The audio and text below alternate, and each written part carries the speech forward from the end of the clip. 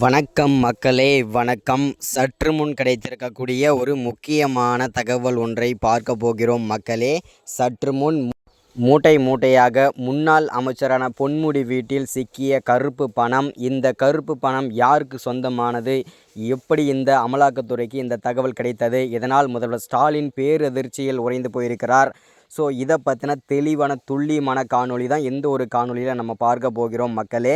அதற்கு முன்பாக நமது சேனலுக்கு நீங்கள் புதிய பார்வையாளராக இருப்பதற்கான வாய்ப்புகள் நிறையவே இருக்கிறது மக்களே. முடிஞ்ச அளவுக்கு எல்லாரும் மறக்காமல் நமது அரசியல் நியூஸ் சேனலுக்கு சப்ஸ்கிரைப் பண்ண மட்டும் மறந்துடாதீங்க. அது ரொம்ப இம்பார்ட்டன்ட். சப்ஸ்கிரைப் பண்ண உடனேயே பக்கத்திலே ஒரு பெல் பட்டன் வரும். அதை கிளிக் பண்ணி ஆல்ன்ற ஆப்ஷனில் போட்டு வச்சுக்கோங்க. தொடர்ந்து நம்ம வீடியோ போட்டோம்னா உங்களுக்கு நோட்டிஃபிகேஷன் வந்துடும். அதை பார்த்து தெரிஞ்சுக்கலாம் இன்றைக்கி என்ன அரசியல் நியூஸ், இன்றைக்கி என்ன அரசியல் அப்டேட்டுன்றதை தெளிவாகவும் துல்லியமாகவும் தெரிஞ்சுக்கலாம் மக்களே. அது மட்டும் இல்லாமல் வீடியோ பார்க்குற ஒவ்வொருத்தரும் மறக்காமல் வீடியோவுக்கு லைக் பண்ணிவிடுங்க. அது ரொம்ப இம்பார்ட்டன்ட். அது மட்டும் இல்லாமல் வீடியோ பார்த்த உடனே எல்லாருக்கும் ஷேர் பண்ணுங்கள். ஓகே, வாங்க வீடியோக்குள்ளே போகலாம்.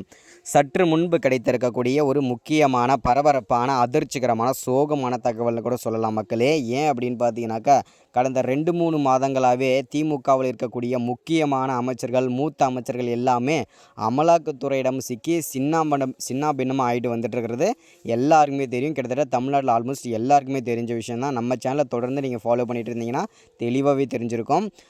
என்னென்ன பண்ணிகிட்ருக்காங்க அப்படின்னா, திமுகவில் இருக்கக்கூடிய முக்கியமான மூத்த அமைச்சர்கள்லாம் அமலாக்கத்துறையிடம் வந்து சிக்கியிருந்தாங்க இல்லையா? அதில் யாரெல்லாம் இது வரைக்கும் சிக்கியிருக்காங்க அப்படின்னா, ஃபஸ்ட்டில் வந்து செந்தில் பாலாஜி அவர்களை வந்து சிக்கினார். அவருக்கு வந்து நிறைய பேர் வச்சாங்க.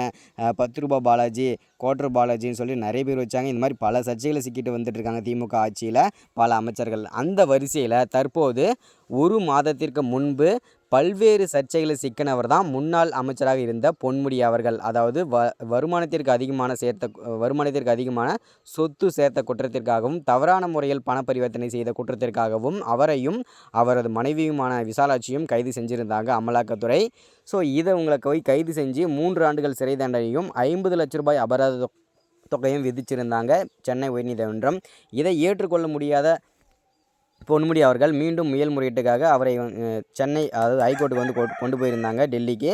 ஸோ அங்கே வந்து பார்த்திங்கன்னா அங்கேயும் அவருக்கு வந்து தண்டனை தான் கொடுத்துருந்தாங்க. சேம் அதே தண்டனை தான் இருந்தும் மீண்டும் அமலாக்கத்துறை அவருடைய வீட்டில் சோதனை நடத்திய போது மூட்டையாக கருப்பு பணம் சற்று முன்பு கிடைத்திருக்கு. அது மட்டும் இல்லாமல் இந்த கருப்பு பணம் யாருக்கு சொந்தமானது, யாருடையது, யார் இங்கே கொண்டு வைத்ததுன்னு சொல்லிட்டு அமலாக்கத்துறை கேள்வி மேலே கேள்வி கேட்டு வந்து அவங்க குடும்பத்தில் வந்து கேட்டுட்ருக்காங்க. ஸோ அது மட்டும் இல்லாமல் இன்னும் திமுகவின் அமைச்சர்களாகட்டும், இன்னும் முக்கியமான அமைச்சர்கள், மூத்த அமைச்சர்கள் எல்லாம் கைது செய்யப்படுவார்கள் என்று சொல்லியிருக்கிறாங்க. பொறுத்திருந்து பார்க்கலாம் மக்களே. சப்ஸ்கிரைப் பண்ணுங்கள், லைக் பண்ணுங்கள், ஷேர்